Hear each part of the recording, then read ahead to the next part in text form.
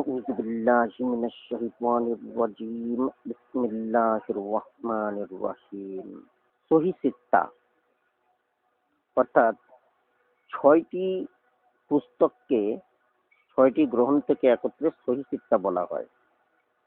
সেটা হচ্ছে সহি বুখারী, সহি মুসলিম, সহি আবু দাউদ, সহি তিরমিজি এবং সুনানে ইবনে মাজাহ ও সুনানে নাসাই। এই ছয়টি গ্রন্থকে একত্রে সহি সিত্তা বলা হয়। আমি আল্লাহর রহমতে সহি বুখারী, সহি মুসলিম, সহি আবু দাউদ ও সহি তিরমিজি পড়ে শেষ করেছি। আজকে শুরু করতে যাচ্ছি সহি ইবনে মাজাহ প্রথম খণ্ড। সুবহানাল্লাহ, আলহামদুলিল্লাহ, শুকরিয়া আল্লাহ তাআলার দরবারে। আল্লাহ তাআলার কাছে প্রার্থনা যেন সুন্দরভাবে এটি সমাপ্ত করার মতন তৌফিক দান করেন। সহি ইবনে মাজাহ এর সূচিপত্র এখানে দেয়া হয়েছে। আমার পড়ার মাঝে কোনো ভুল ত্রুটি হলে দর্শক শ্রোতাবৃন্দ আমার ভুলগুলো ধরিয়ে দেওয়ার চেষ্টা করবেন। আমি ইনশাল্লাহ তা সহি করার চেষ্টা করব। আমি চাই যাতে সহিভাবে করা হয়। তবে সবচেয়ে বড় কথা হচ্ছে আমি ইন্টারনেট থেকে ডাউনলোডকৃত এই সবগুলো গ্রন্থই পড়েছি, হাদিসগুলো পড়েছি। আজকে ইন্টারনেট থেকে ডাউনলোডকৃত এই সুনানে ইবনে মাজাহ প্রথম খণ্ড পড়তে যাচ্ছি। এই পিডিএফ এর মধ্যে অনেক সময় ভুল আছে, যেটা এর আগে আমি পেয়েছি এবং আমার পড়ার মাঝে আমি জানিয়েছি। এই ধরনের পিডিএফ এর মধ্যে অর্থাৎ বইয়ের মাঝেই যদি কোনো ভুল থাকে সেটা আমার পক্ষে সমাধান করা সম্ভব নয়। এই দায়িত্বটা সকলের উপরেই বর্তায়। অর্থাৎ সেই ভুলটা এই পিডিএফটি যারা প্রচার করেছেন, যে প্রকাশনী থেকে প্রচার করা হয়েছে তাদেরকে জানানো, এটা সবারই ইমানি দায়িত্ব হয়ে দাঁড়ায়। আমার মধ্যেও সেই দায়িত্বটা এসে যায়। আমরা চেষ্টা করব এই ধরনের কোনো ভুল হলে যার যার তরফ থেকে সংশোধনের একটা সুযোগ আমরা নেই। অনুচ্ছেদ ১, রাসূলুল্লাহ সাল্লাল্লাহু আলাইহি ওয়াসাল্লামের সুন্নাতের অনুসরণ। হাদিস নাম্বার ১, আবু হুরাইরা রাদিয়াল্লাহু তাআলা আনহু থেকে বর্ণিত, তিনি বলেন রাসূলুল্লাহ সাল্লাল্লাহু আলাইহি ওয়াসাল্লাম বলেছেন, আমি তোমাদেরকে যা আদেশ দেই তোমরা তা গ্রহণ করো এবং যে বিষয়ে তোমাদেরকে নিষেধ করি তা থেকে বিরত থাকো।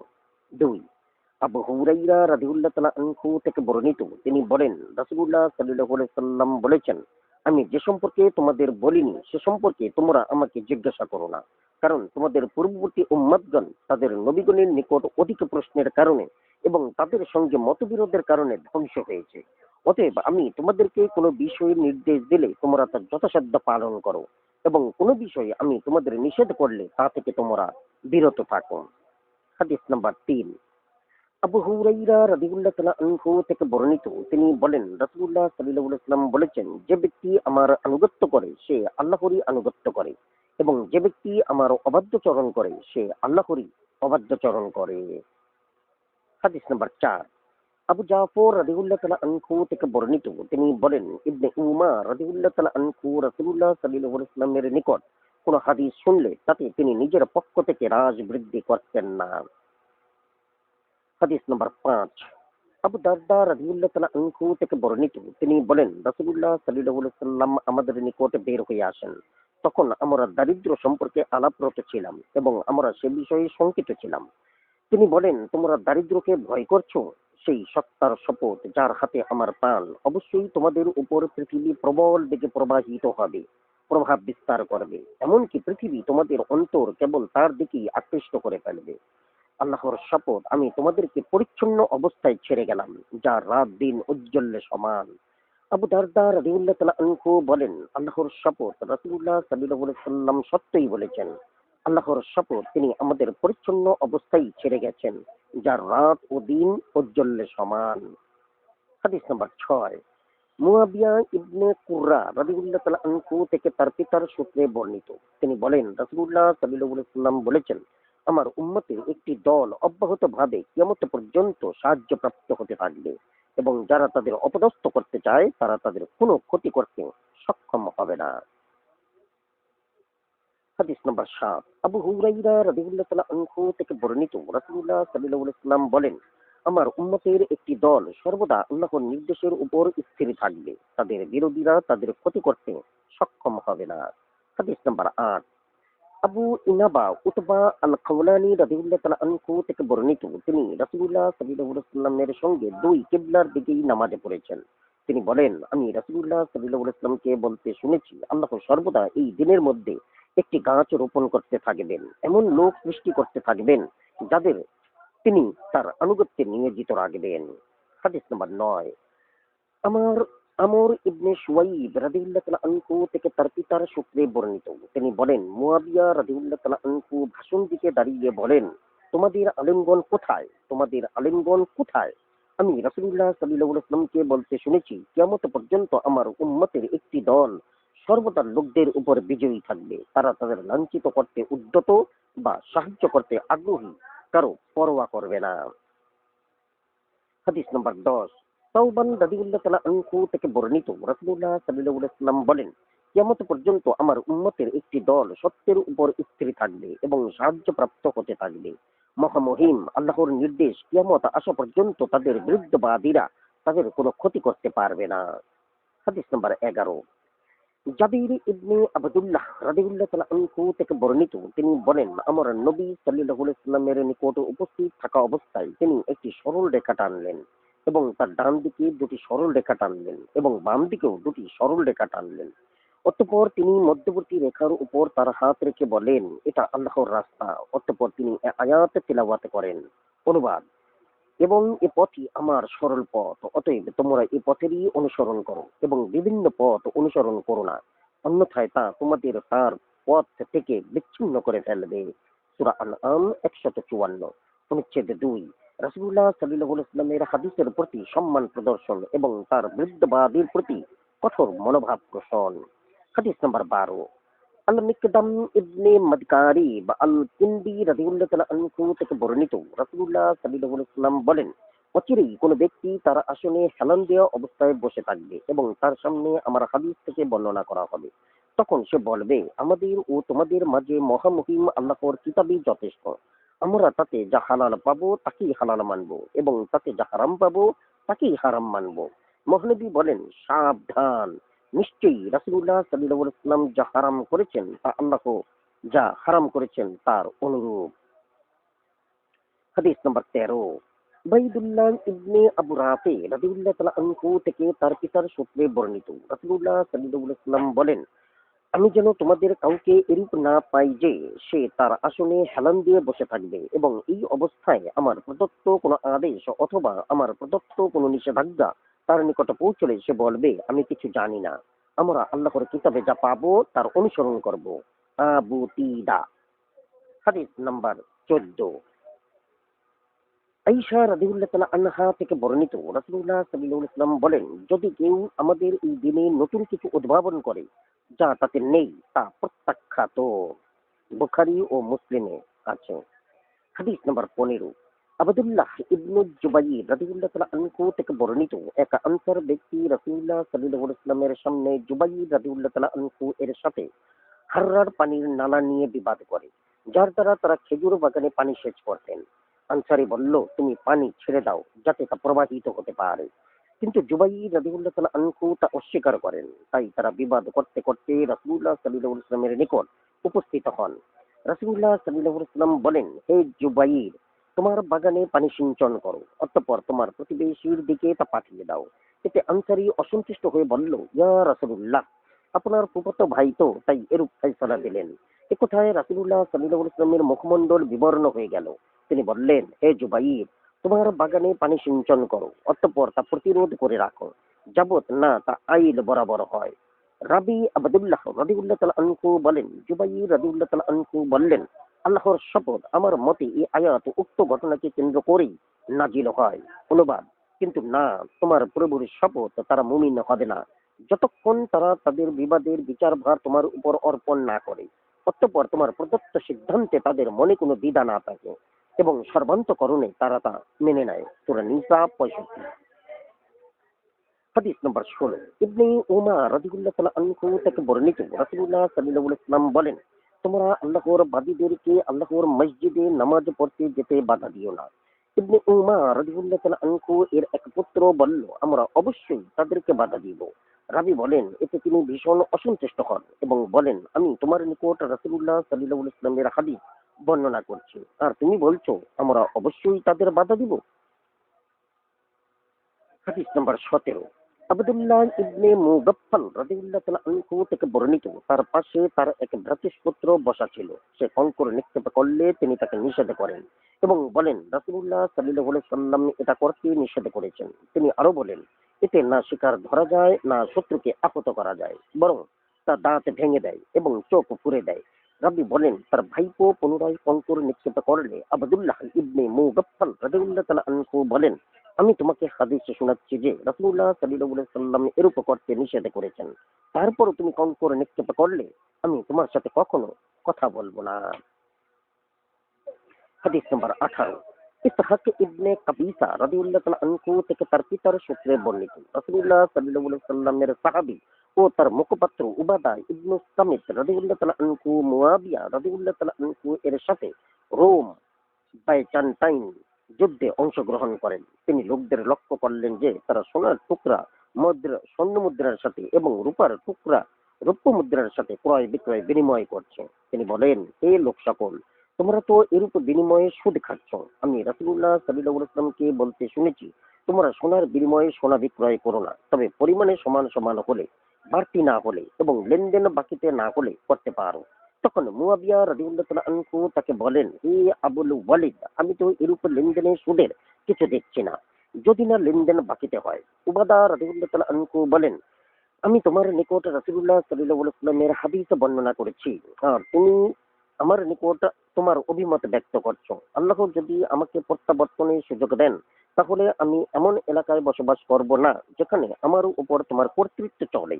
অতএব তিনি যুদ্ধ থেকে প্রত্যাবর্তন করে মদিনায় পৌঁছলে উমর ইবনুল খাত্তাব রাদিয়াল্লাহু তাআলা আনহু তাকে বলেন, হে আবুল ওয়ালিদ, আপনি কেন ফিরে এসেছেন? তখন তিনি তার নিকট সমস্ত বৃত্তান্ত বর্ণনা করেন এবং সেখানে তার বসবাস না করার কথাও ব্যক্ত করেন।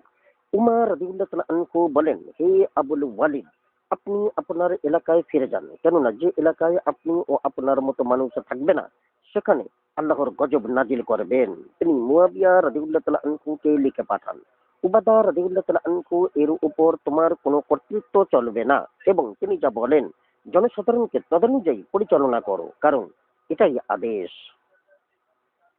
হাদিস নম্বর 19। আব্দুল্লাহ ইবনে মাসউদ রাদিয়াল্লাহু তাআলা আনহু থেকে বর্ণিত, তিনি বলেন, আমি তোমাদের নিকট রাসূলুল্লাহ সাল্লাল্লাহু আলাইহি ওয়াসাল্লামের হাদিস বর্ণনা করলে তোমরা তার জুহদ সাধনা, ধার্মিকতা ও তাকওয়ার কথা স্মরণে রেখে তা মেনে নাও এবং নিজের মতো খাটানো ত্যাগ করো। হাদিস নম্বর 20। আলী ইবনে আবু তালিব রাদিয়াল্লাহু তাআলা আনহু থেকে বর্ণিত, তিনি বলেন, আমি তোমাদের নিকট রাসূলুল্লাহ সাল্লাল্লাহু আলাইহি ওয়াসাল্লামের হাদিস বর্ণনা করলে তোমরা মনে রাখবে যে তিনি ছিলেন সর্বাধিক ধার্মিক, হেদায়েতপ্রাপ্ত ও আল্লাহ ভীরু।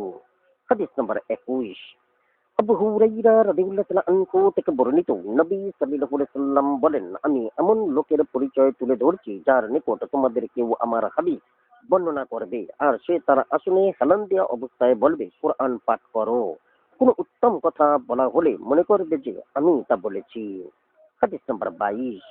আবু সালামা রাদিয়াল্লাহু তাআলা আনহা থেকে বর্ণিত, আবু হুরায়রা রাদিয়াল্লাহু তাআলা আনহু এক ব্যক্তিকে ইবনে আব্বাসকে বলেন, হে ভ্রাতুষ্পুত্র, আমি তোমার নিকট রাসূলুল্লাহ সাল্লাল্লাহু আলাইহি ওয়াসাল্লামের হাদিস বর্ণনা করলে তুমি তার বিপরীতে কোনো দৃষ্টান্ত পেশ করো না।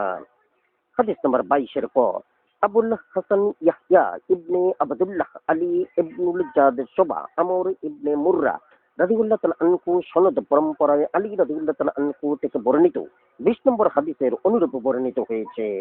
অনুচ্ছেদ 3, রাসূলুল্লাহ সাল্লাল্লাহু আলাইহি ওয়াসাল্লাম থেকে হাদিস বর্ণনায় সাবধানতা অবলম্বন করা।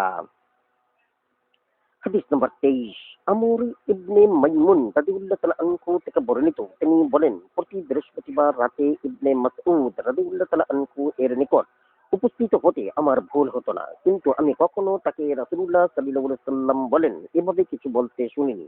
এক রাতে তিনি বলেন, রাসূলুল্লাহ সাল্লাল্লাহু আলাইহি সাল্লাম বলেছেন। রাবী বলেন, অতঃপর তিনি মাথা নিচু করলেন।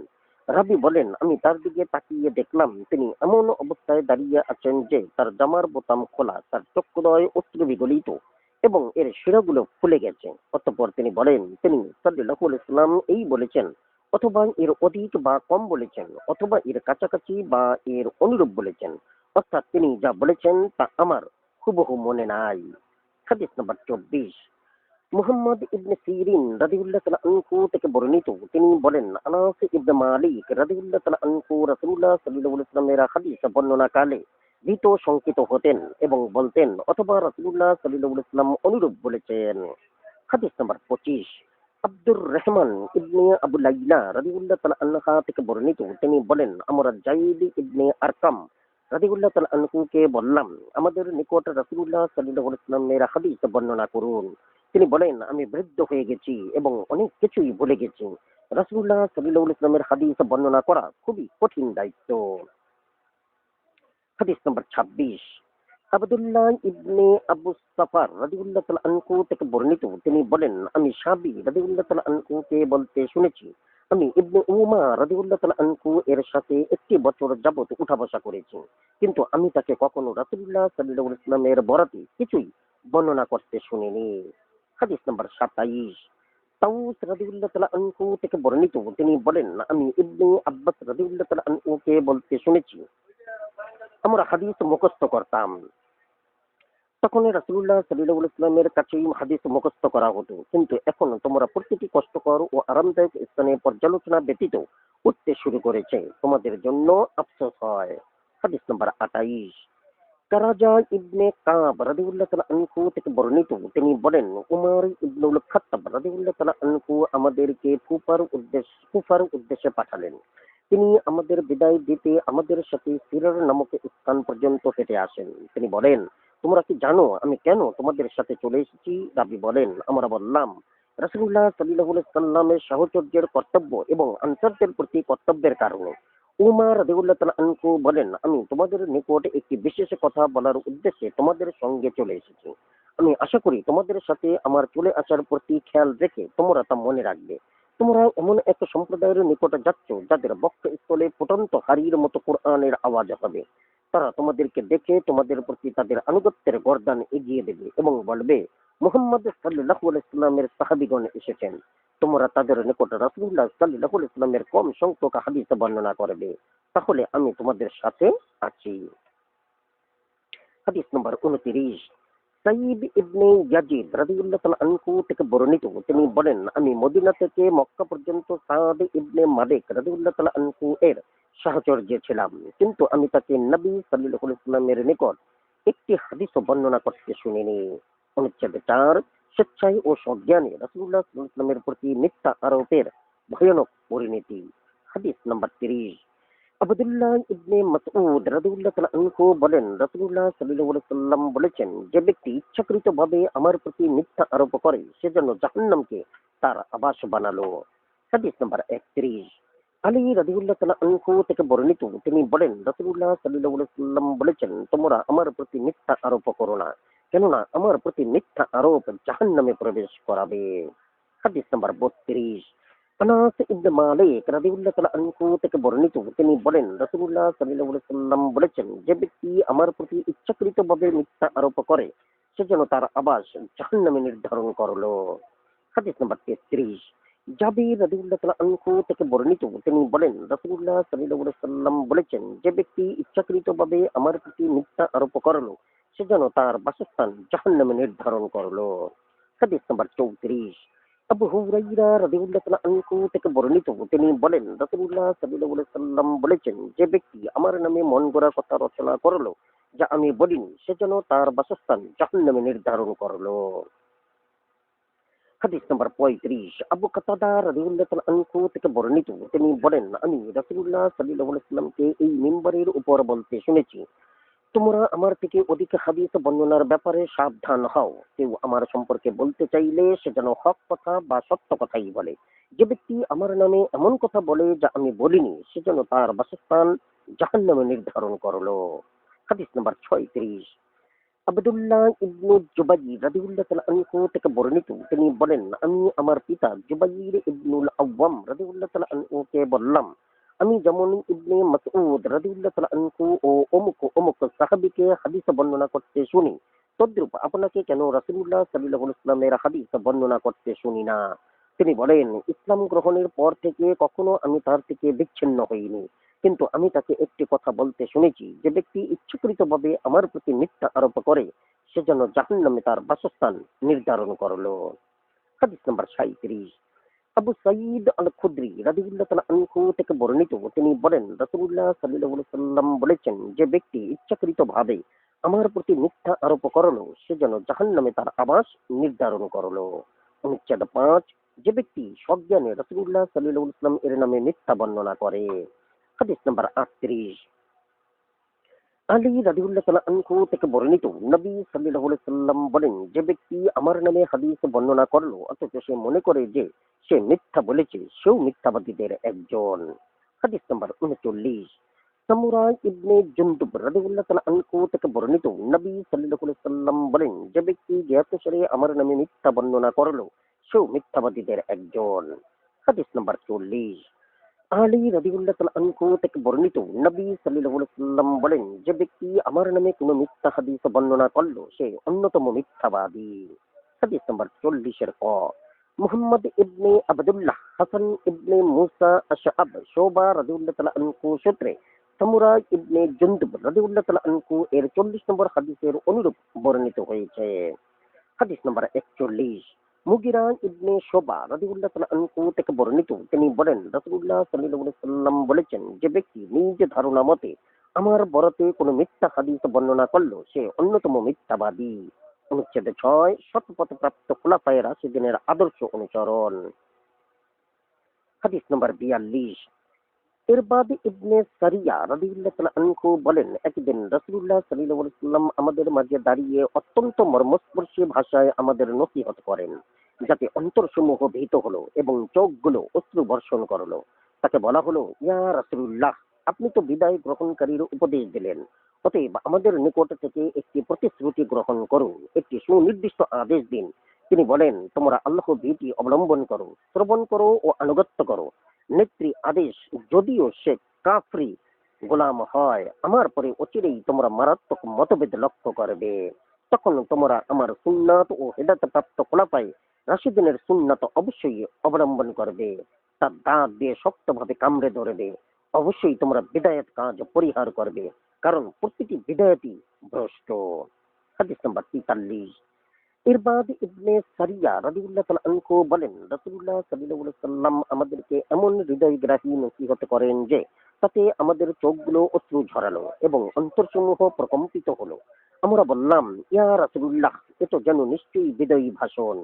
অতএব আপনি আমাদের থেকে কি প্রতিশ্রুতি নিবেন, আদেশ দিবেন? তিনি বলেন, আমি তোমাদের আলোকিত দিনের উপর রেখে যাচ্ছি, তার রাত তার দিনের মতোই উজ্জ্বল। আমার পরে নিজেকে ধ্বংসকারী কেবল এ দিন ছেড়ে বিপদগামী হবে। তোমাদের মধ্যে যে বেঁচে থাকবে সে অচিরেই অনেক মতবিরোধ দেখতে পাবে। অতএব তোমাদের নিকট পরিচিত আমার আদর্শ এবং হেদায়েত প্রাপ্ত খোলাফায়ে রাশিদিনের আদর্শ অনুসরণ করা অবশ্য কর্তব্য। তোমরা তো শক্তভাবে দাঁত দিয়ে আঁকড়ে ধরে থাকবে। তোমরা অবশ্যই আনুগত্য করবে, যদি হাফসে গোলামও তোমাদের নেতা অভিযুক্ত হয়। কেননা মুমিন ব্যক্তি হচ্ছে নাসার রন্ধ্রের লাগাম পরানো উটতুল্য। লাগাম ধরে যেদিকেই তাকে টানা হয় দিকেই সে যেতে বাধ্য হয়। হাদিস নম্বর 44, ইরবাদ ইবনে সারিয়া রাদিয়াল্লাহু তাআলা আনহু থেকে বর্ণিত, তিনি বলেন, রাসূলুল্লাহ সাল্লাল্লাহু আলাইহি ওয়াসাল্লাম আমাদের ফজরের নামাজ পড়ালেন, অতঃপর আমাদের দিকে ফিরে আমাদের উদ্দেশ্যে মর্মস্পর্শী ওয়াজ করেন। অবশিষ্ট বিবরণ পূর্ববৎ 44 নম্বর হাদিসের অনুরূপ। অনুচ্ছেদ 7, বিদায়াত ও ঝগড়াঝাটি পরিহার করা।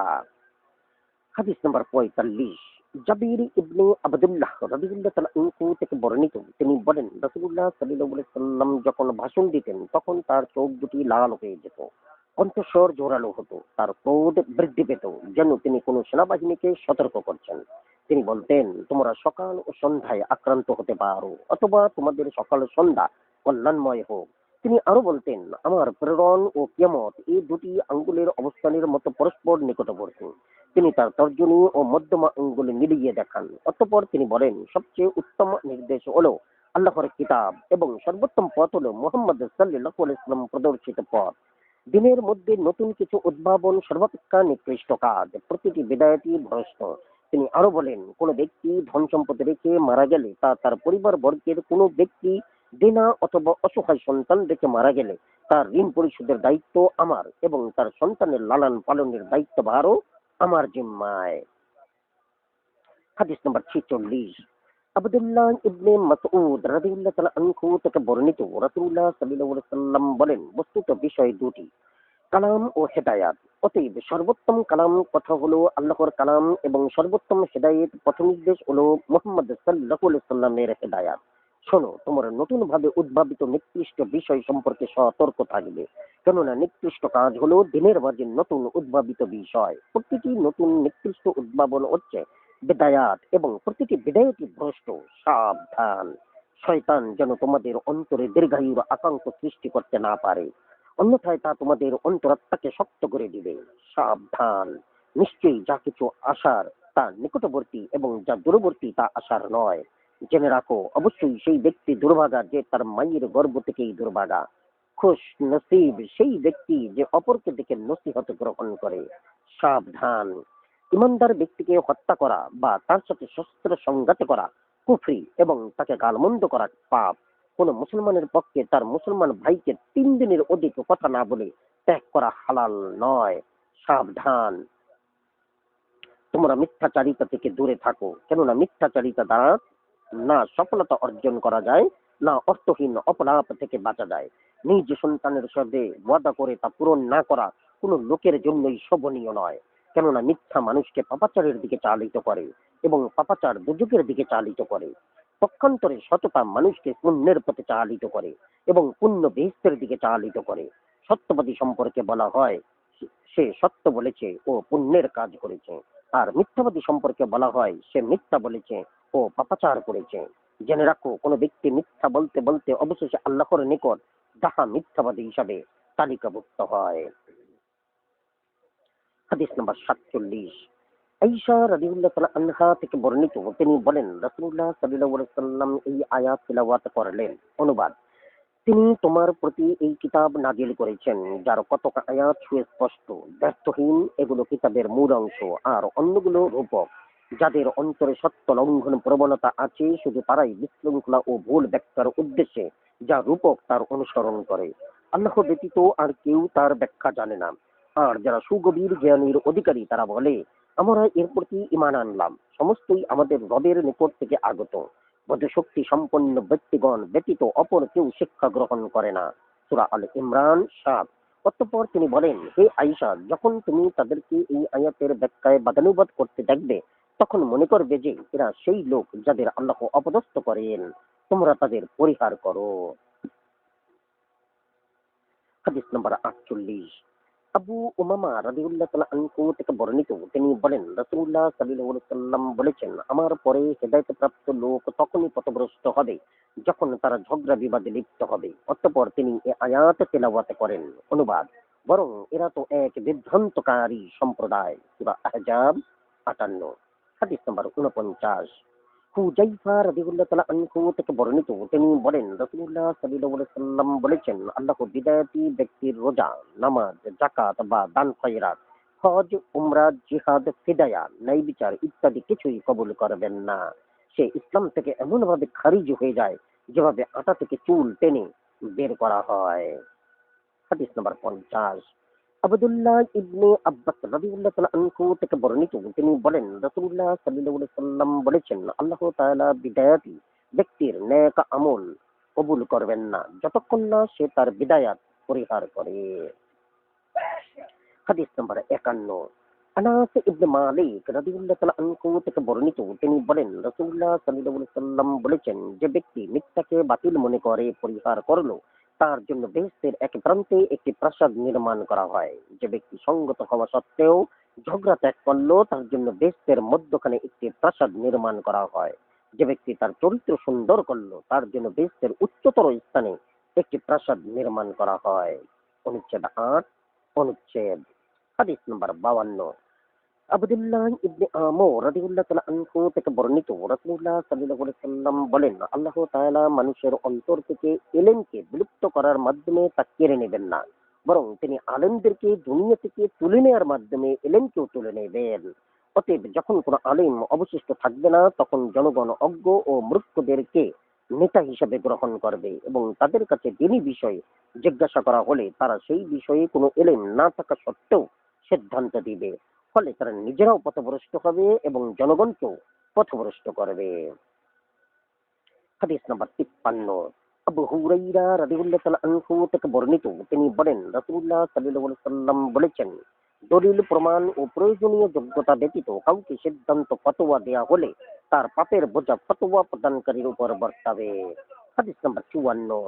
আব্দুল্লাহ ইবনে আমর রাদিয়াল্লাহু তাআলা আনহু থেকে বর্ণিত, তিনি বলেন রাসূলুল্লাহ সাল্লাল্লাহু আলাইহি সাল্লাম বলেছেন, অত্যাবশ্যকীয় এলেম জ্ঞান ৩ প্রকার। এছাড়া অবশিষ্টগুলো অতিরিক্ত আল কোরআনের বিধান সম্পর্কিত মুহকাম আয়াত সমূহ অথবা প্রতিষ্ঠিত সুন্নাহ হাদিস অথবা ইনসাফ ভিত্তিক ফরাইজের জ্ঞান, ওয়ারিসি সত্য ন্যায়সঙ্গতভাবে বন্টনের জ্ঞান। হাদিস নাম্বার ৫৫। মুআজ ইবনে জাবাল রাদিয়াল্লাহু তাআলা আনহু থেকে বর্ণিত, তিনি বলেন রাসূলুল্লাহ সাল্লাল্লাহু আলাইহি সাল্লাম আমাকে ইয়ামানে পাঠানোর সময় বলেন, যে বিষয়ে তোমার জ্ঞান আছে কেবল সেই বিষয়ে তুমি সিদ্ধান্ত বা রায় প্রদান করবে। কোন বিষয় তোমার জন্য কঠিন হলে অজ্ঞাত থাকলে তুমি অপেক্ষা করবে যতক্ষণ না তোমার নিকট স্পষ্ট হয় বা তোমাকে বলে দেওয়া হয়, অথবা তুমি লিখিতভাবে সে সম্পর্কে আমাকে জানাবে। হাদিস নাম্বার ৫৬। আব্দুল্লাহ ইবনে আমর রাদিয়াল্লাহু তাআলা আনহু থেকে বর্ণিত, তিনি বলেন আমি রাসূলুল্লাহ সাল্লাল্লাহু আলাইহি ওয়াসাল্লামকে বলতে শুনেছি, বনী ইসরাইলের যাবতীয় কাজকর্ম যথার্থভাবেই হচ্ছিল যতক্ষণ তাদের মধ্যে যথার্থ সন্তান জন্মেছে। অতঃপর তাদের মধ্যে বিজাতীয় বা লুণ্ঠনকৃত নারীর সন্তান যুক্ত হলে তারা নিজেদের মতো অনুযায়ী রায় প্রদান করে নিজেরাও পথভ্রষ্ট হয় এবং অন্যদেরকেও পথভ্রষ্ট করে। অনুচ্ছেদ ৯। ঈমান সম্পর্কে। হাদিস নাম্বার ৫৭।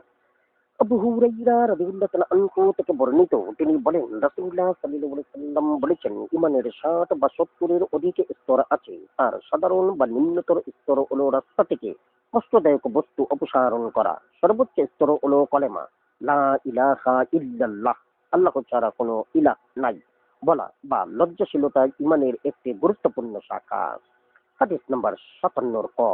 আবু বকর ইবনে আবু শাইবা, আবু খালিদ এহমার ইবনে আজলান, পুনরায় আমর ইবনে রাফে জারির সকলে আবদুল্লাহ ইবনে দিনার, আবু সালেহ, আবু হুরাইরা রাদিয়াল্লাহু তাআলা আনহু নবী সাল্লাল্লাহু আলাইহি ওয়াসাল্লামের সূত্রে ৫৭ নম্বর হাদিসের অনুরূপ বর্ণিত হয়েছে। হাদিস নম্বর ৫৮। আব্দুল্লাহ ইবনে উমার রাদিয়াল্লাহু তাআলা আনহু থেকে বর্ণিত, তিনি বলেন নবী সাল্লাল্লাহু আলাইহি সাল্লাম এক ব্যক্তিকে লজ্জাশীলতা সম্পর্কে তার ভাইকে নসিহত তিরস্কার করতে শুনলেন। তখন তিনি বলেন, নিশ্চয়ই লজ্জাশীলতা ঈমানের একটি শাখা। হাদিস নম্বর ৫৯। আব্দুল্লাহ রাদিয়াল্লাহু তাআলা আনহু থেকে বর্ণিত, তিনি বলেন রাসূলুল্লাহ সাল্লাল্লাহু আলাইহি সাল্লাম বলেছেন, যার অন্তরে সরিষার দানা সামান্যতম পরিমাণও অহংকার আছে সে প্রথম পর্যায়ে জান্নাতে প্রবেশ করবে না, এবং যার অন্তরে সরিষার দানা সামান্যতম পরিমাণ ঈমান আছে সে জাহান্নামে স্থায়ীভাবে প্রবেশ করবে না। হাদিস নাম্বার ৬০। আবু সাঈদ আল খুদরি রাদিয়াল্লাহু তাআলা আনহু থেকে বর্ণিত, তিনি বলেন রাসূলুল্লাহ সাল্লাল্লাহু আলাইহি সাল্লাম বলেছেন, যখন আল্লাহ পাক কিয়ামতের দিন মুমিনদেরকে দোজখ থেকে মুক্তি দেবেন এবং তারা নিরাপদ হয়ে যাবে, তখন ঈমানদারগণ তাদের দোজখী ভাইদের ব্যাপারে তাদের প্রতিপালকের সাথে এত প্রচন্ড তর্ক বিতর্কে লিপ্ত হবে যে তারা দুনিয়াতে অবস্থানকালে তাদের কেউ তার বন্ধুর পক্ষে ততটা প্রচন্ড বিতর্কে লিপ্ত হয়নি। তারা বলবে, হে আমাদের প্রতিপালক, আমাদের এ ভাইরা তো আমাদের সাথে নামাজ পড়তো, রোজা রাখতো এবং হজ করতো, অথচ আপনি তাদেরকে দোজখে দাখিল করছেন। তখন আল্লাহ পাক বলবেন, তোমরা যাও এবং তাদের মধ্যে যাদেরকে তোমরা চিনতে পারো তাদের বের করে নিয়ে আসো। অতএব তারা তাদের কাছে যাবে এবং তাদের আকৃতি দেখে তাদের চিনতে পারবে। দোজখের আগুন তাদের দৈহিক গঠনাকৃতি ভক্ষণ নষ্ট করবে না। আগুন তাদের কারো পদতয়ের জংঘার অর্ধাংশ পর্যন্ত এবং কারো পদতয়ের গোটা পর্যন্ত স্পর্শ করবে। তারা তাদেরকে দোজখ থেকে বের করে এনে বলবে, হে আমাদের প্রভু, আপনি আমাদেরকে যাদের বের করে আনার নির্দেশ দিয়েছেন, আমরা তাদের বের করে এনেছি। অতঃপর আল্লাহ বলবেন, যাদের অন্তরে এক দিনার পরিমাণ ঈমান আছে, অতঃপর যাদের অন্তরে অর্ধ দিনার পরিমাণ ঈমান আছে, অতঃপর যাদের অন্তরে সরিষার দানা পরিমাণ ঈমান আছে, তোমরা তাদেরকে বের করে নিয়ে এসো। আবু সাঈদ রাদিয়াল্লাহু তাআলা আনহু বলেন, যার এ কথা বিশ্বাস না হয় সে যেন তিলাওয়াত করে। অনুবাদ: আল্লাহ অনু পরিমাণ জুলুম করেন না। কোন উত্তম কাজ হলে আল্লাহ তা দ্বিগুণ করেন এবং আল্লাহ তার পক্ষ থেকে মহা পুরস্কার প্রদান করেন। সূরা নিসা 40 নম্বর আয়াত। হাদিস নাম্বার 61। জুনদুব ইবনে আবদুল্লাহ রাদিয়াল্লাহু তাআলা আনহু থেকে বর্ণিত, তিনি বলেন, আমরা নবী সাল্লাল্লাহু আলাইহি ওয়াসাল্লামের সাথে ছিলাম। আমরা ছিলাম শক্তিশালী এবং সক্ষম যুবক। আমরা কুরআন শেখার পূর্বে ঈমান এনেছি, অতঃপর কুরআন শিখেছি এবং তার দ্বারা আমাদের ঈমান বেড়ে যায়। হাদিস নাম্বার 62। ইবনে আব্বাস রাদিয়াল্লাহু তাআলা আনহু থেকে বর্ণিত, তিনি বলেন, রাসূলুল্লাহ সাল্লাল্লাহু আলাইহি ওয়াসাল্লাম বলেছেন, এই উম্মতের দুইটি শ্রেণীর জন্য ইসলামে কোনো অংশ নেই: মুরজিয়া ও কাদারিয়া সম্প্রদায়। হাদিস নাম্বার 63। উমর রাদিয়াল্লাহু তাআলা আনহু থেকে বর্ণিত, তিনি বলেন, আমরা নবী সাল্লাল্লাহু আলাইহি ওয়াসাল্লামের কাছে উপবিষ্ট থাকা অবস্থায় ধবধবে সাদা পোশাক পরিহিত ও মাথায় গাঢ় কালো চুল বিশিষ্ট এক ব্যক্তি এসে হাজির হয়। তার চেহারায় সফরের কোনো ছাপ দেখা যাচ্ছিল না এবং আমাদের কেউই তাকে চেনে না। রাবি বলেন, তিনি নবী সাল্লাল্লাহু আলাইহি ওয়াসাল্লামের সামনে বসলেন, তার হাঁটুদ্বয় মহানবী সাল্লাল্লাহু আলাইহি ওয়াসাল্লামের হাঁটুদ্বয়ের সাথে লাগিয়ে এবং তার দুই হাত তার দুই উরুর উপর রেখে তারপর জিজ্ঞাসা করেন, হে মোহাম্মদ, ইসলাম কি? তিনি বলেন, এই সাক্ষ্য দেয়া যে আল্লাহ ছাড়া কোনো ইলাহ নেই, আমি আল্লাহর রাসূল, নামাজে কায়েম করা, যাকাত দেয়া, রমজানের রোজা রাখা এবং আল্লাহর ঘরের হাজ করা। তিনি আগন্তুক বলেন, আপনি সত্য কথা বলেছেন। আমরা তার এ কথায় অবাক হলাম যে তিনি জিজ্ঞাসা করলেন এবং তিনি তা সত্যায়ন করলেন। অতঃপর তিনি জিজ্ঞাসা করেন, হে মোহাম্মদ, ঈমান কি? তিনি বলেন, তুমি ঈমান আনবে আল্লাহর উপর, তার ফেরেশতাকুলে, তার রাসূলগণে, তার কিতাবসমূহে, আখিরাতের দিনে এবং তাকদীরে ও তার ভালো মন্দে। আগন্তুক বলেন, আপনি সত্য কথা বলেছেন। আমরা এবারও তার কথায় অবাক হলাম যে তিনি প্রশ্ন করেছেন এবং তিনি তা সত্যায়ন করেছেন। তিনি পুনরায় জিজ্ঞাসা করেন, হে মোহাম্মদ, এহসান কি? তিনি বলেন, তুমি এমন ভাবে আল্লাহর ইবাদত করো যেন তুমি তাকে দেখছো। যদি তুমি তাকে না দেখো তবে নিশ্চয়ই তিনি তোমাকে দেখছেন। তিনি বলেন, মুহূর্তটি কিয়ামত কখন আসবে? তিনি বলেন, এ সম্পর্কে উত্তরদাতা প্রশ্নকর্তার চেয়ে অধিক কিছু জানে না। তিনি বলেন, তাহলে এর আলামত কি? তিনি বলেন, কৃতদাসী তার মালিককে প্রস্রাব করবে। ওয়াকি রাদিয়াল্লাহু তাআলা আনহু বলেন, অর্থাৎ অনারবের ঔরসে আরবরা জন্মগ্রহণ করবে। তুমি দেখতে পাবে নগ্ন দেহ, নগ্ন পদ ও অভাবগ্রস্ত মেষ চারকরা সুউচ্চ ইমারতের মালিক হয়ে অহংকারে ফেটে পড়বে। ওমর রাদিয়াল্লাহু তাআলা আনহু বলেন, এই ঘটনার 3 দিন পর নবী সাল্লাল্লাহু আলাইহি সাল্লাম আমার সাথে সাক্ষাৎ করে বলেন, লোকটি কে? তুমি কি তা জানো? আমি বললাম, আল্লাহ ও তার রাসূলই অধিক জ্ঞাত। তিনি বলেন, তিনি হলেন জিবরিল আলাইহিস সালাম। তোমাদের দিনের বিষয়াদি তোমাদের শিক্ষা দেওয়ার জন্য তোমাদের নিকটে এসেছেন। হাদিস নাম্বার 64। আবু হুরাইরা রাদিয়াল্লাহু তাআলা আনহু থেকে বর্ণিত, তিনি বলেন, একদিন রাসূলুল্লাহ সাল্লাল্লাহু আলাইহি ওয়াসাল্লাম লোকবেষ্টিত থাকা অবস্থায় এক ব্যক্তি তার নিকট এসে বলল, ইয়া রাসূলুল্লাহ, ঈমান কি? তিনি বলেন, তুমি ঈমান আনবে আল্লাহর প্রতি, তার ফেরেশতাকুলে, তার কিতাবসমূহে, তার রাসূলগণে, তার সাথে সাক্ষাতে এবং তুমি আরো ঈমান আনবে পুনরুত্থান দিবসে। সে বলল, ইয়া রাসূলুল্লাহ, ইসলাম কি? তিনি বলেন, তুমি আল্লাহর ইবাদত করবে, তার সাথে কোনো কিছু শরিক করবে না, ফরজ নামাজ কায়েম করবে, ফরজ যাকাত প্রদান করবে এবং রমজানের রোজা রাখবে। সে বলল, এই আল্লাহর রাসূল, ইহসান কি? তিনি বলেন, তুমি এমন ভাবে আল্লাহর ইবাদত করো যেন তুমি তাকে দেখছো। যদি তুমি তাকে দেখতে সক্ষম না হও তবে তিনি নিশ্চয়ই তোমাকে দেখছেন।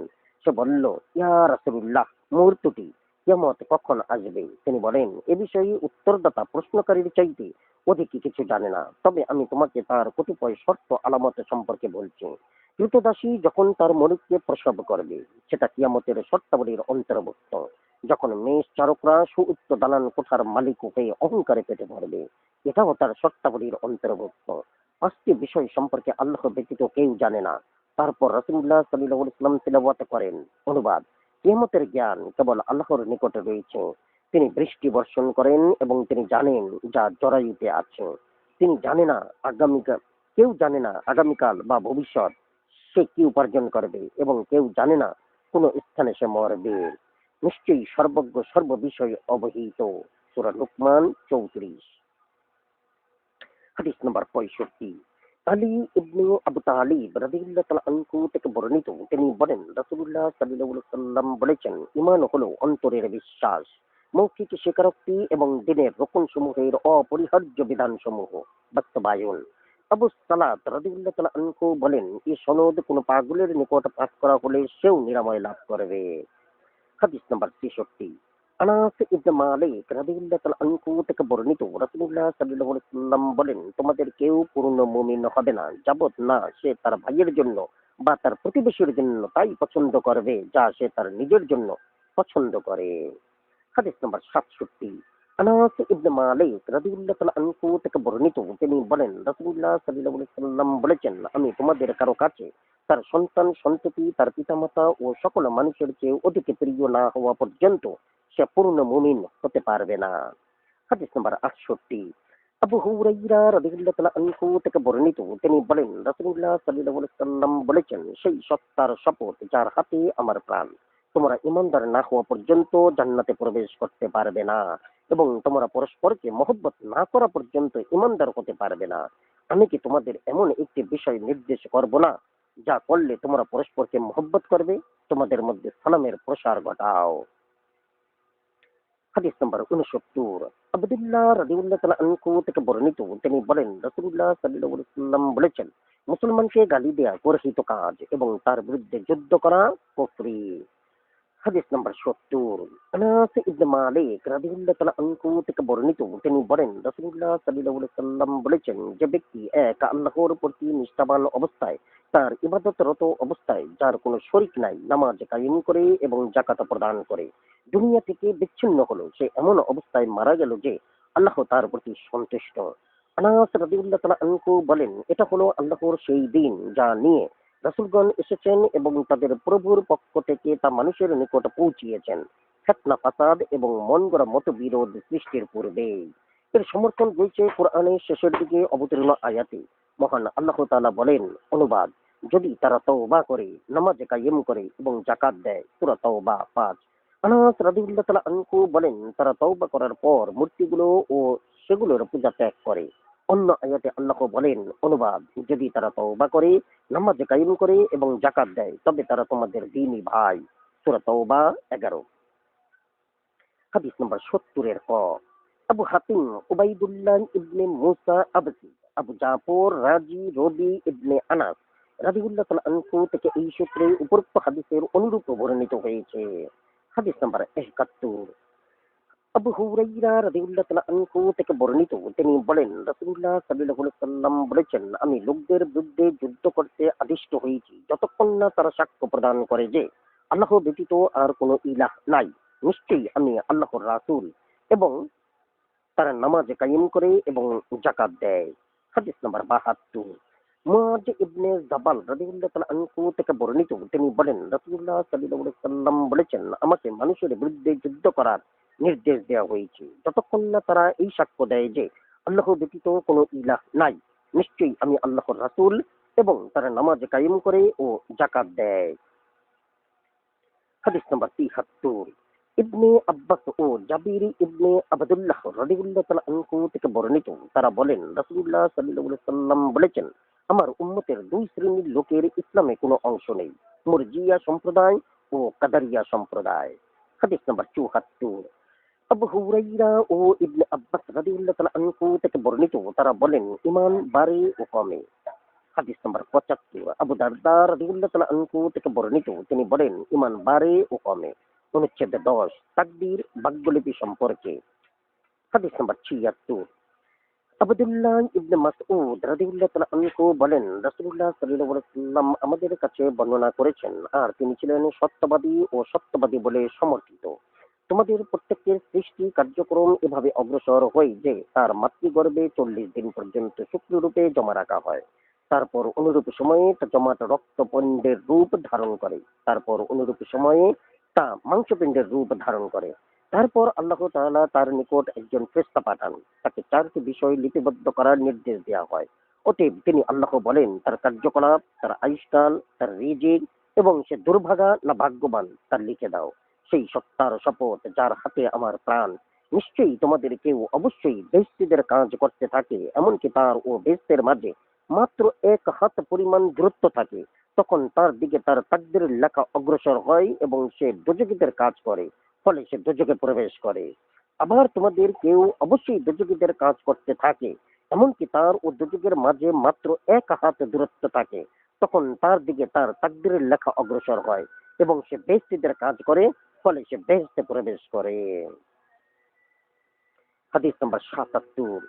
ইবনু দাইলামি রাদিয়াল্লাহু তাআলা আনহু থেকে বর্ণিত, তিনি বলেন, আমার মনে এই তাকদীর সম্পর্কে কিছুটা সন্দেহ দানা বাঁধে।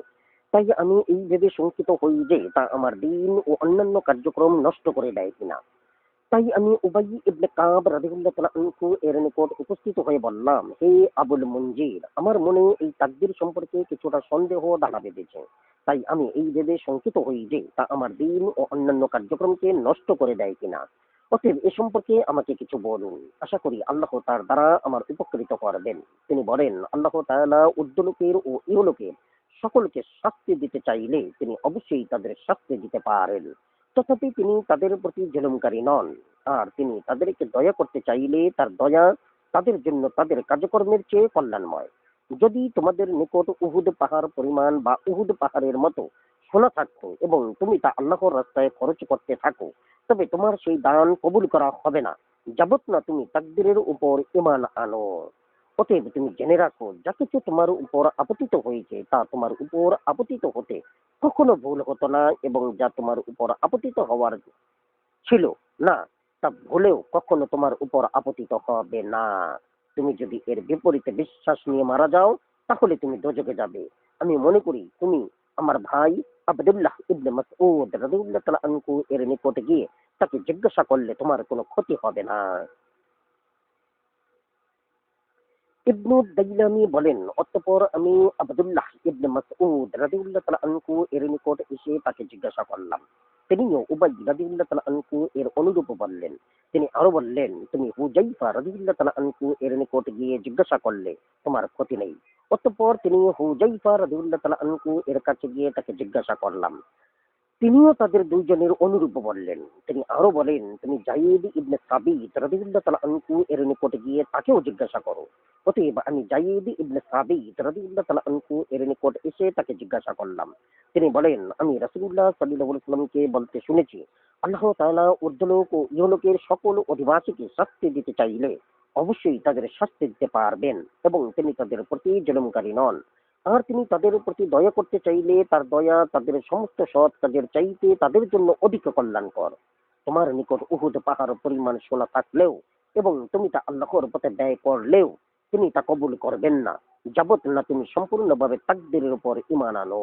অতএব তুমি জেনে রাখো, তোমার উপর যা কিছু আপতিত হওয়ার আছে তা তোমার উপর আপতিত হয়েছে, তা কখনো ভুলেও এড়িয়ে যেত না, এবং যা তোমার উপর আপতিত হওয়ার ছিল না তা তোমার উপর ভুলেও কখনো আপতিত হতো না।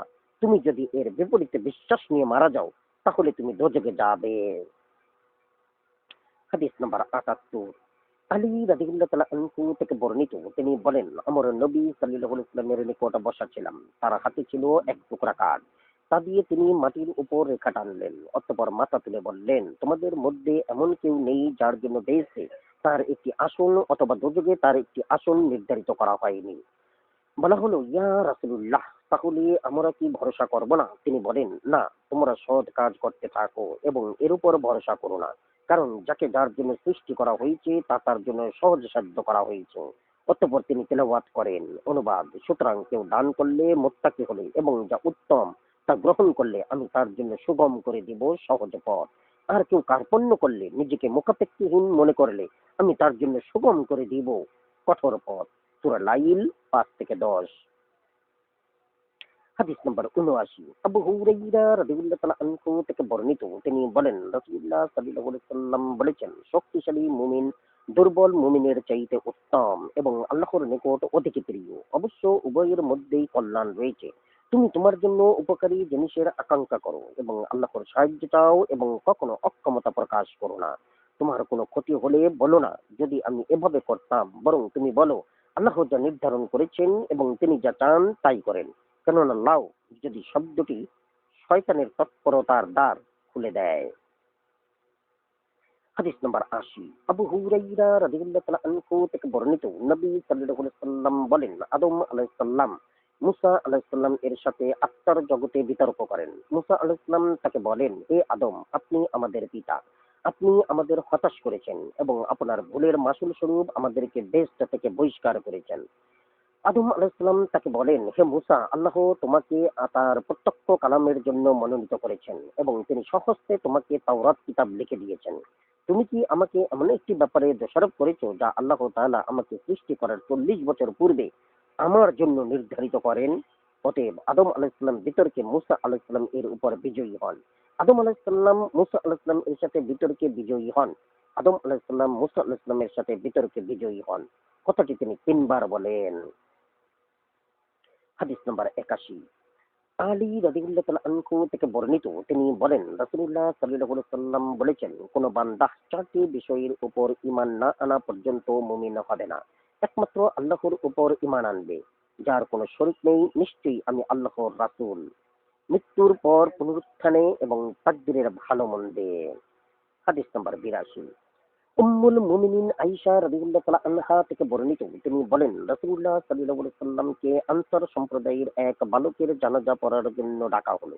আমি বললাম, ইয়া রাসূলুল্লাহ, তার জন্য সুসংবাদ, সে জান্নাতের চড়ুই পাখিদের মধ্যে এক চড়ুই, যে পাপ কাজ করেনি এবং তা তাকে স্পর্শও করেনি। তিনি বলেন, হে আয়েশা, এর ব্যতিক্রম কি হতে পারে? নিশ্চয়ই আল্লাহ তাআলা একদল লোককে বেহেশতের জন্য সৃষ্টি করেছেন। তারা তাদের পিতাদের মেরুদণ্ডে অবচেতন থাকাতেই তিনি তাদেরকে বেহেশতের জন্য সৃষ্টি করেছেন। তিনি দোজখের জন্য একদল সৃষ্টি করেছেন। তারা তাদের পিতা তাদের মেরুদণ্ডে অবচেতন থাকাতেই তিনি তাদের দোজখের জন্য সৃষ্টি করেছেন। হাদিস নাম্বার ৮৩। আবু হুরাইরা রাদিয়াল্লাহু তাআলা আনহু থেকে বর্ণিত, তিনি বলেন, কুরাইশ মুশরিকরা নবী সাল্লাল্লাহু আলাইহি ওয়াসাল্লামের সঙ্গে তাকদীরের ব্যাপারে ঝগড়া করার উদ্দেশ্যে উপস্থিত হয়। তখন এই আয়াত নাযিল হয়। অনুবাদ: যেদিন তাদেরকে উপর করে টেনে নিয়ে যাওয়া হবে দোজখের দিকে, সেদিন বলা হবে, দোজখ যন্ত্রণা আস্বাদন করো। আমি সব কিছু সৃষ্টি করেছি নির্ধারিত পরিমাপে। সূরা আল কামার ৪৮ ও ৪৯। হাদিস নাম্বার ৮৪। আব্দুল্লাহ ইবনে আবু মুলাইকা রাদিয়াল্লাহু তাআলা আনহু থেকে বর্ণিত, তিনি আয়েশা রাদিয়াল্লাহু তাআলা আনহা এর নিকট উপস্থিত হয়ে তার সঙ্গে তাকদীর সম্পর্কে কিছু আলোচনা করেন। আয়েশা রাদিয়াল্লাহু তাআলা আনহা বলেন, আমি রাসূলুল্লাহ সাল্লাল্লাহু আলাইহি ওয়াসাল্লামকে বলতে শুনেছি, যে ব্যক্তি তাকদীর সম্পর্কে কিছু বলবে, কিয়ামতের দিন তাকে ওই সম্পর্কে জিজ্ঞাসাবাদ করা হবে।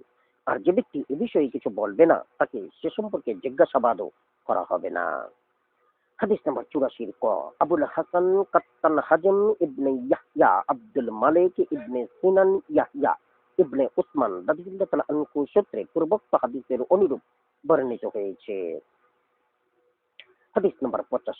আমর ইবনে শুয়াইব রাদিয়াল্লাহু তাআলা আনহু থেকে পর্যায়ক্রমে তার পিতা ও তার দাদার সূত্রে বর্ণিত, তিনি বলেন, রাসূলুল্লাহ সাল্লাল্লাহু আলাইহি ওয়াসাল্লাম তার সাহাবীদের নিকটে বের হয়ে এলেন। তখন এরা তাকদীর সম্পর্কে বাদানুবাদ করেছিল। ফলে রাগে তার চেহারা লাল বর্ণ ধারণ করে, যেন ডালিমের দানা তার মুখমণ্ডলে ছিটিয়ে দেওয়া হয়েছে। তিনি বলেন, তোমাদের কি এই কাজে নির্দেশ দেওয়া হয়েছে, অথবা এর জন্য কি তোমাদের সৃষ্টি করা হয়েছে? তোমরাও কোরআনের কতকাংশকে কতকাংশের বিরুদ্ধে পেশ করেছো।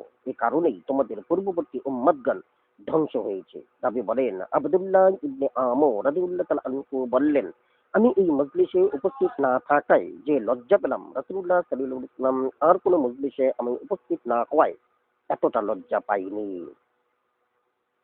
হাদিস নাম্বার ৮৬। ইবনে উমার রাদিয়াল্লাহু তাআলা আনহু থেকে বর্ণিত, তিনি বলেন, রাসূলুল্লাহ সাল্লাল্লাহু আলাইহি ওয়াসাল্লাম বলেছেন, ছোঁয়াচে বলতে কোনো রোগ নেই, অশুভ লক্ষণ বলতে কিছু নেই এবং হামা পেঁচার ডাক বলতে কিছুই নেই। তখন তার সামনে এক বেদুইন দাঁড়িয়ে বলল, ইয়া রাসূলুল্লাহ, আপনার কি মত যে চর্মরোগে আক্রান্ত একটি উট সুস্থ উটের সংস্পর্শে এসে সকল উটকে আক্রান্ত করে?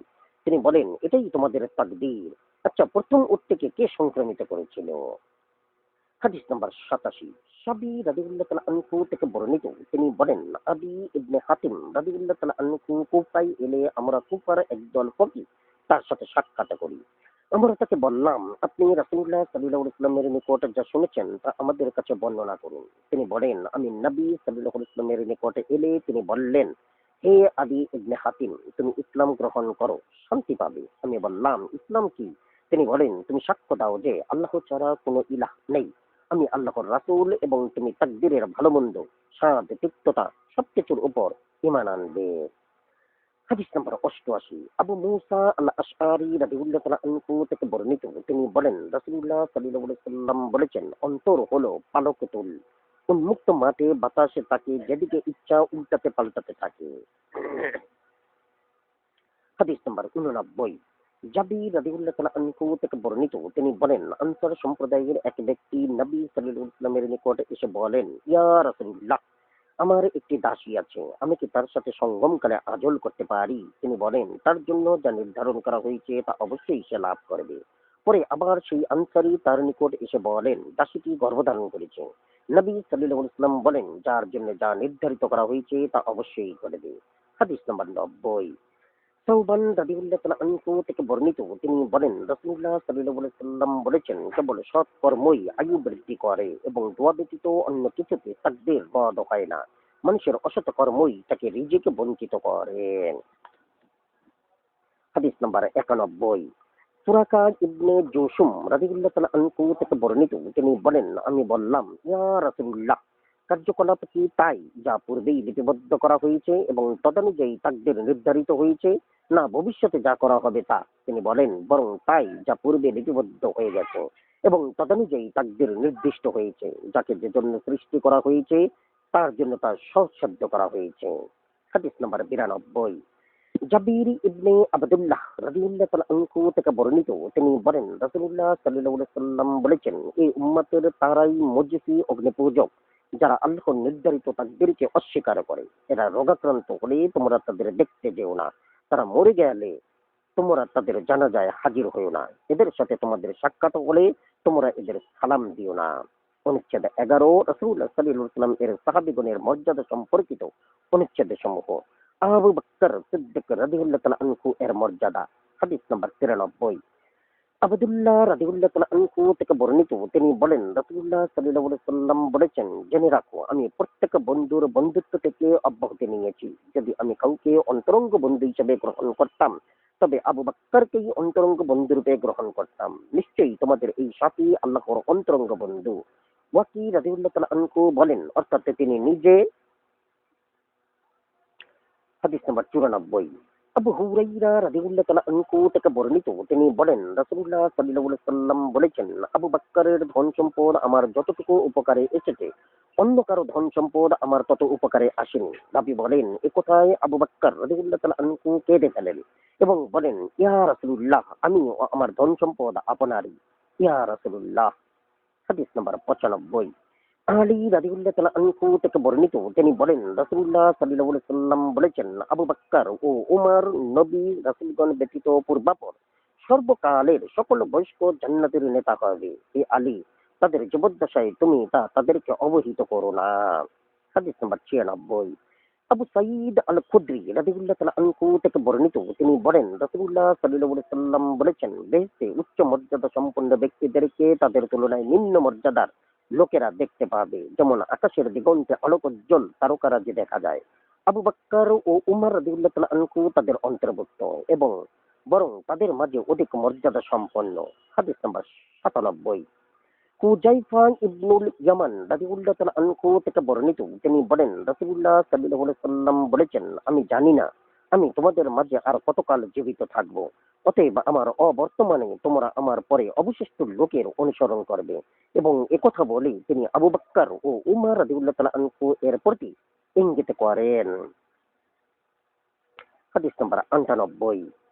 ইবনে আবু মুলাইকা রাদিয়াল্লাহু তাআলা আনহু থেকে বর্ণিত, তিনি বলেন, আমি ইবনে আব্বাস রাদিয়াল্লাহু তাআলা আনহুকে বলতে শুনেছি, উমর রাদিয়াল্লাহু তাআলা আনহু এর লাশ জানাজার খাটিয়ায় রাখা হলে উপস্থিত লোকজন তার চারপাশ ভিড় করে দোয়া কালাম ও নামাজ শুরু করে দেয়। তখনও নামাজ পড়ার জন্য লাশ উঠানো হয়নি। আমিও তাদের অন্তর্ভুক্ত ছিলাম। তখন এক ব্যক্তির সাথে আমার ধাক্কা লাগলো এবং তিনি আমার কাঁধ ধরলেন। আমি তাকিয়ে দেখি যে তিনি আলী ইবনে আবু তালিব রাদিয়াল্লাহু তাআলা আনহু, তিনি উমর রাদিয়াল্লাহু তাআলা আনহু এর প্রতি করুণা প্রকাশ করে আফসোস করলেন। অতঃপর বলেন, আমার নিকট আপনার চেয়ে অধিক প্রিয় আর কেউ নেই। আপনি যে নেক আমল সহ আল্লাহর নৈকট্য লাভ করেছেন তার তুলনা নেই।